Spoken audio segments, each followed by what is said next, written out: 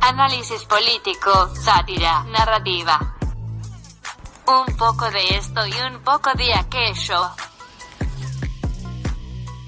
Sin pantalla, el podcast.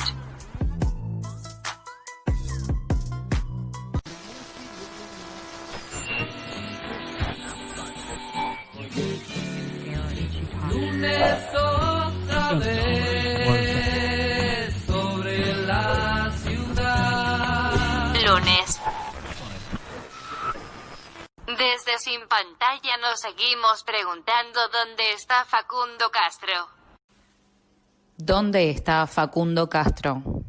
Facundo Astudillo Castro es un joven de 22 años que fue visto por última vez hace 74 días, el 30 de abril, en un retén de la policía bonaerense en el que fue demorado. Según la familia del joven, Facundo llegó a dedo a la ciudad de Hilario Ascasubi, donde se subió al auto de una vecina de esa ciudad, quien lo llevó hasta Mayor Buratovich, una localidad del partido de Villarino, provincia de Buenos Aires. Una vez allí, la bonaerense le labró un acta por el incumplimiento de la cuarentena obligatoria, según datos aportados por la propia fuerza. Los abogados querellantes de la familia, Aparicio y Luciano Pareto, ya obtuvieron una copia del acta del procedimiento en la que se especificó la hora en la que se realizó el trámite. Desde entonces, la historia se encuentra marcada por dudas, mientras los investigadores intentan dar con el joven. Ya hay una causa por la desaparición forzada a cargo de la jueza federal María Florencia Marrón y el fiscal Santiago Ulpiano Martínez, desde las que se han peritado las patrullas involucradas. Martes. Martes. Martes.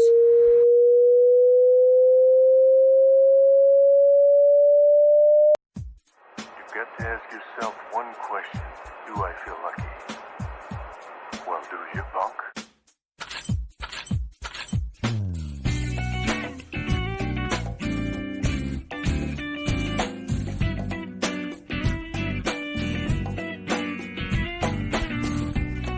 Tiempo de poner los puntos sobre las IES y avanzar. Momentos complejos atraviesa un país en el que al desastre dejado por 4 años de neoliberalismo explícito se le sumó una pandemia que nos necesitó en casa para salvar vidas y preparar a nuestro maltrecho sistema de salud. La amplia alianza política que llegó al poder en el último diciembre no es para nada un bloque homogéneo. Hay intereses variopintos en su interior. Pero esa característica de origen, única, posible, de echar por tierra al gobierno anterior, no puede significar falta de decisión política y nebulosa orientación a la hora de definir una política económica de largo alcance para reconstruir el escenario pospandemia.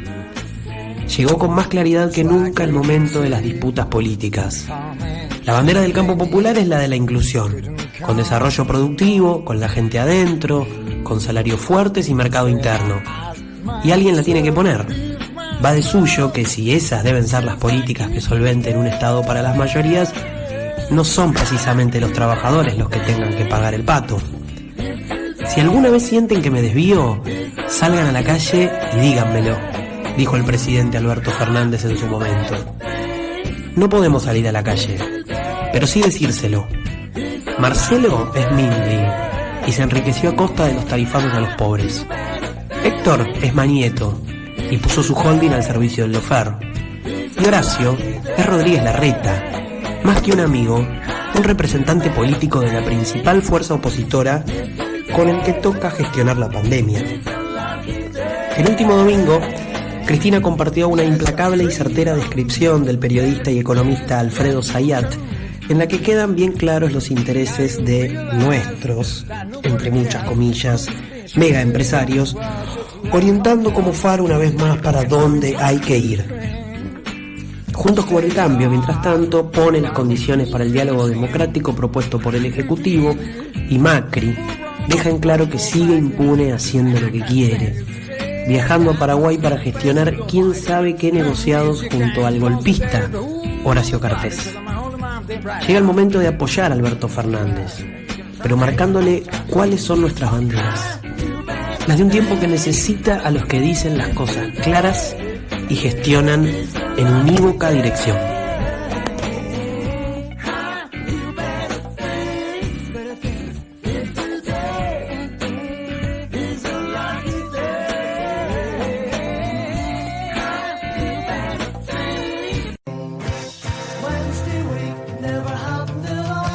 Miércoles.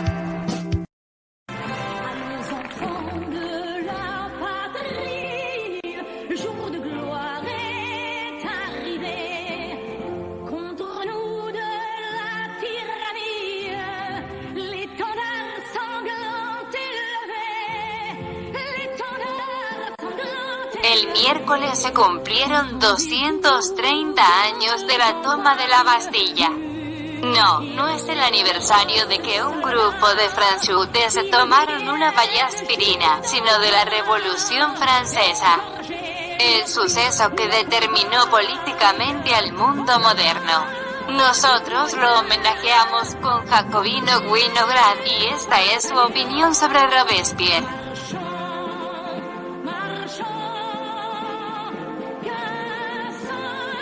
Será lastra, será lastra. Será lastra, será lastra. Será lastra, será lastra. Será lastra, será lastra. Será lastra, será lastra. Será lastra, será lastra. Será lastra, será lastra. Será lastra, será lastra. Será lastra, será lastra. Será lastra, será lastra.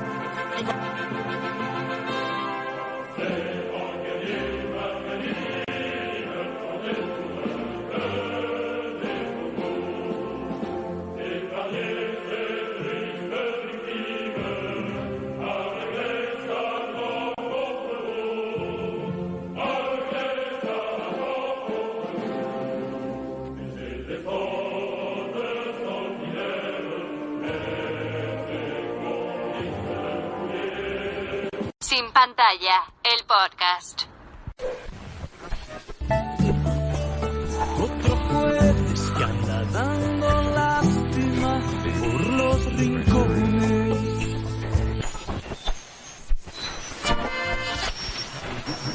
Jueves. Se cumplieron 10 años de la aprobación del matrimonio igualitario. Argentina fue el primer país latinoamericano en proclamar esta legislación. Esto decía Cristina en ese entonces. Yo creo que estas cuestiones que tienen que ver con la condición humana, estas cosas que tienen que ver con la aspiración a la igualdad que toda sociedad debe tener, son cosas que no nos pueden dividir, son cosas que al contrario nos deben unir. Hoy somos una sociedad un poco más igualitaria que la semana pasada.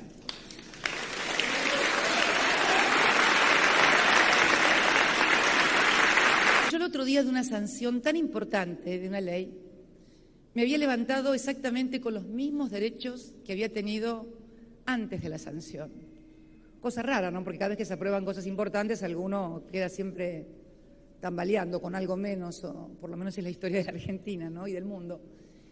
Y sin embargo, yo estaba con los mismos derechos y había cientos de miles que habían conquistado los mismos derechos que yo tenía. Por eso me sentí... Nadie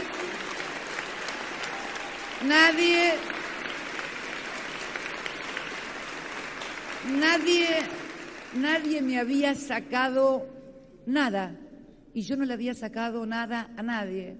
Al contrario, le habíamos dado a otros cosas que le faltaban y que nosotros teníamos. Por eso digo que somos una sociedad un poco más igual. En realidad no hemos promulgado una ley, hemos promulgado una construcción social.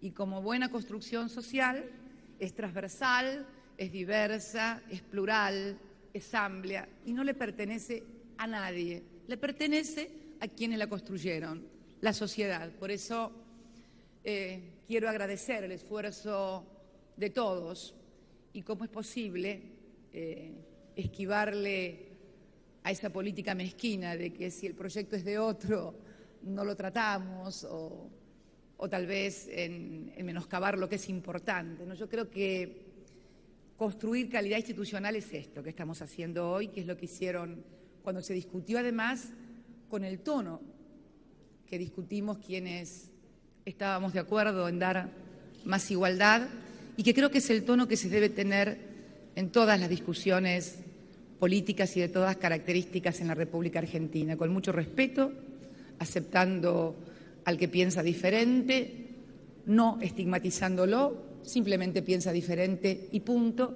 y luego democráticamente se resuelve, como corresponde en esta etapa civilizatoria, institucional en la que estamos en la Argentina. Viernes. La cumbia del coronavirus.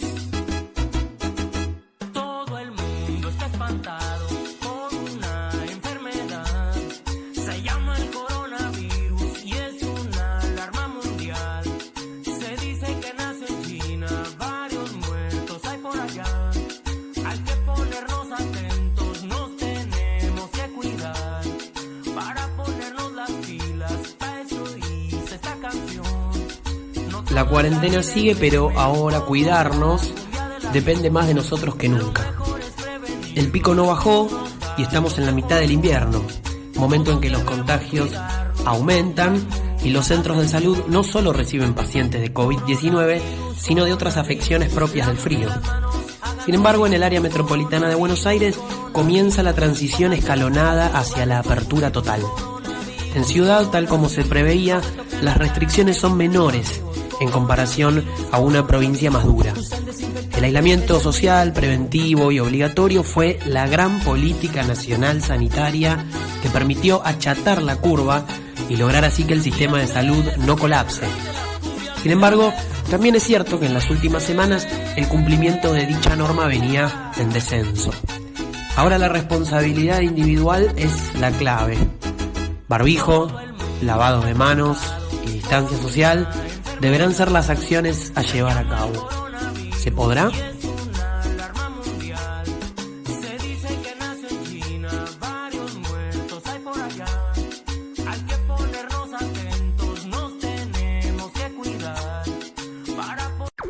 Sin pantalla, el podcast. Una gota más en el inmenso océano de la interpretación.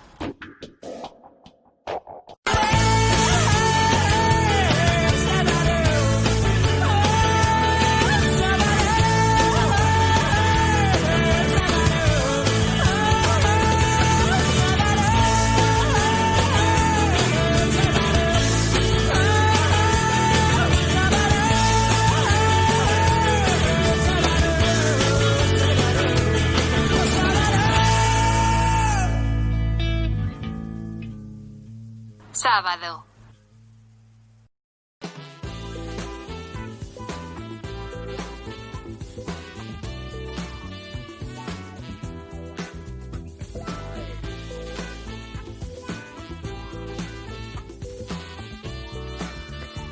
Marcelo Bielsa no fue un destacado jugador de fútbol. Se retiró joven. Luego de eso se transformó en DT. Se subió a su Fiat 147 y recorrió el país buscando jugadores. Llegó a la reserva de Newell's, donde fue campeón. Eso permitió que le dieran la primera división de la Lepra. Ganó 2 títulos locales y logró poner al equipo en una final de Copa Libertadores, enfrentando a Boca y a San Pablo, nada más y nada menos. Sentó las bases en México e hizo debutar medio plantel de la selección de aquellos lados. Llegó su vuelta a la Argentina, más específicamente a Vélez. Allí ganó un Clausura, arrasando a todo aquel que se ponía en su camino, y mandó a construir la famosa Villa Olímpica que hoy tiene el Fortín. Después comenzó su etapa en la selección, donde armó un equipazo. Aplastó a todos en eliminatorias, obteniendo el primer lugar. Lamentablemente en el Mundial vino la gran decepción. por la que muchos aún lo tildan de fracaso: la eliminación en fase de grupos de Corea-Japón 2002. Desde ese momento, esa eliminación con Suecia generó un quiebre entre sus ideas y las opiniones públicas de los medios que influían en la gente. Bielsa siguió adelante, contra la corriente. Armó una renovación en la selección, con pibes que cayeron en la Copa América por penales ante un poderoso Brasil. Su revancha llegaría en los Juegos Olímpicos, donde su equipo no recibió ni un solo gol en Atenas. Desde allí pasaría a arribar a Chile. Revolucionó el país andino y lo llevó a un mundial después de 12 años. Volvió a dirigir clubes, esta vez en España, con el Athletic Bilbao. Allí agarró un equipo de tradición, con refuerzos limitados, y lo llevó a 2 finales, una del Rey contra el Barça y otra europea, donde en ambas cayó, una ante el Atlético de Madrid de Simeone y la otra ante Messi. Después de ahí se fue a Francia, donde no le fue bien con el Marsella y sobre todo con el Lille, quizás el peor paso por un club que tuvo en su vida como DT. Pero tuvo su revancha en un lugar donde pocos esperaban. Se fue a la B de Inglaterra a dirigir el Leeds, un equipo que no tocaba la Premier League desde el 2005. Tras un buen inicio de temporada en su primera etapa, que lo ubicó en puestos de ascenso directo, en abril de 2019 lo enfrentó a la situación de vencer al Aston Villa, pero allí una jugada causó la conmoción futbolística al minuto 70. El Leeds anota mientras un rival estaba lesionado. Bielsa le pide a su equipo que se dejen anotar el empate, a lo cual el equipo accede. Ese empate final marca un antes y un después, porque luego el Leeds tuvo que jugarse el ascenso en los playoffs. Ese Leeds terminaría perdiendo el ascenso ante el Derby Country de Frankie Lampard, pero el plantel y el hincha querían que Marcelo Bielsa siguiera, más allá del resultado. El histórico Leeds tenía otra cara, gracias al loco.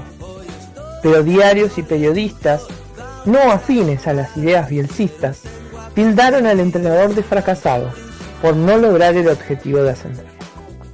Marcelo Bielsa continuó ligado al Leeds un año más. Tuvo un inicio de temporada aún mejor en su segunda etapa, pero el 2020 parecía repetir el traspié de la primera.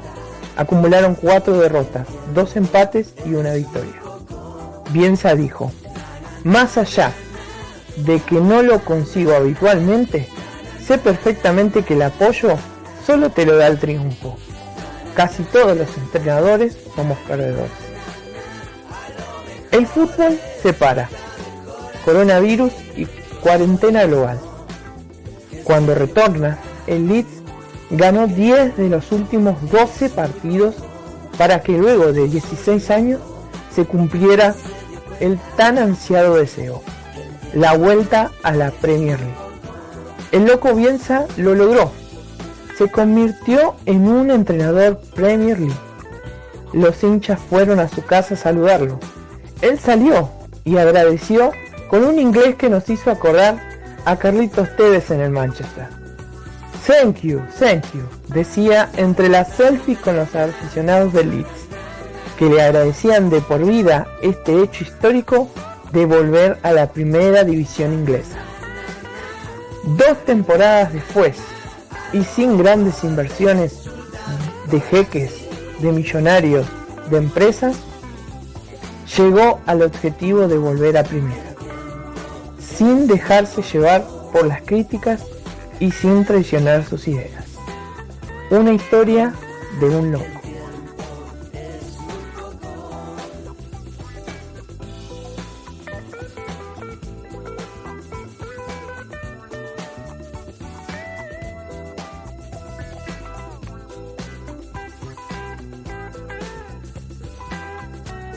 Sin Pantalla, el podcast.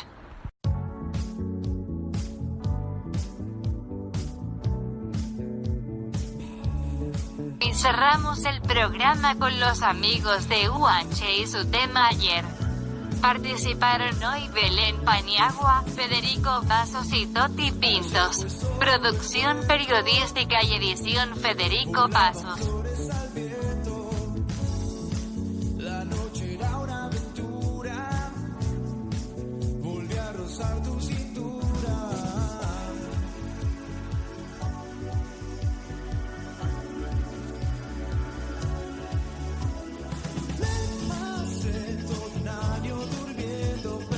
Sin Pantalla es una publicación del Centro Cultural El Unión, Metre y Arenales, Avellaneda.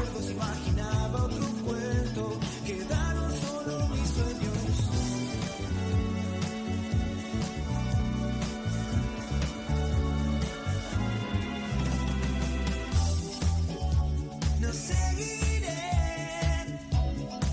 después de ser. Ella se fue, helando el fuego otra vez. No seguiré después de ser. Ella se fue.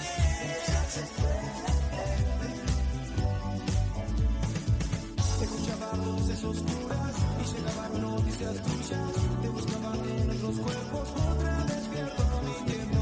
Sonaba canciones de moda, en un bar sin piel y sin onda.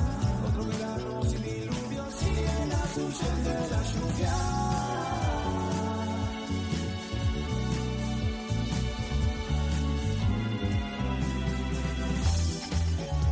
No seguiré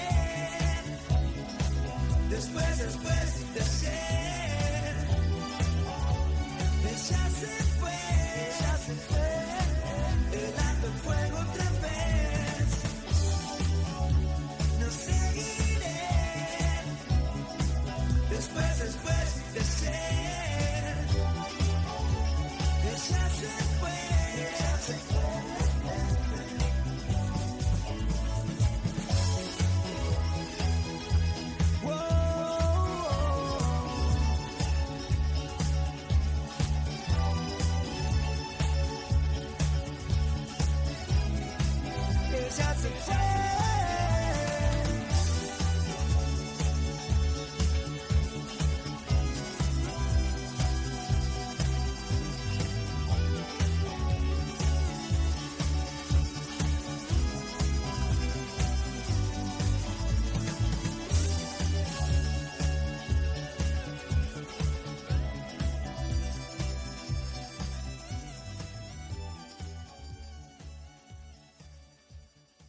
Desde Sin Pantalla repudiamos las amenazas recibidas por la compañera Eve de Bonafini.